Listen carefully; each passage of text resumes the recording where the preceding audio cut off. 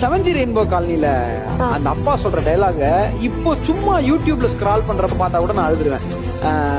ஏங்க இவ்வளவு கஷ்டப்பட்டு பையனுக்கு வேலை கிடைச்சு வந்திருக்கான், ஏன் அது பெரிய கம்பெனி இல்லையா, ஏங்க அவனை திட்டினீங்க, ஏய் பெரிய கம்பெனி இல்லையா, ஹீரோ ஹோண்டால வேலை செய்யணும்னு சொல்லிட்டு எத்தனை பேர் தவமா இருக்கான், ஏங்கிட்டு இருக்கான் திருமாடி ஓடி, அப்புறம் ஏங்க நீங்க ஒரு வாரத்துக்கு கூட ஆறுதலா பேசல அப்படின்னு கேட்பாங்க. அப்ப சொல்லுவாரு, நான் மட்டும் இப்போ அவன்கிட்ட நல்லா பேசணும்னா அப்ப இத்தனை நாள் காசுக்காக தான் இப்படி பேசியிருக்கான்னு நினைச்சுப்பாங்க, அதனால தாண்டி பேசலான்னு கீழே இருந்து ரவிகிருஷ்ணா கண் கலங்குவாரு, மொத்த தேட்டரும் கண் கலங்கும். அதுக்கப்புறம் அவங்க அப்பா சொல்லுவாரு, போடி என் பையன் ஹீரோ ஹோண்டால வேலை செய்யறான்னு.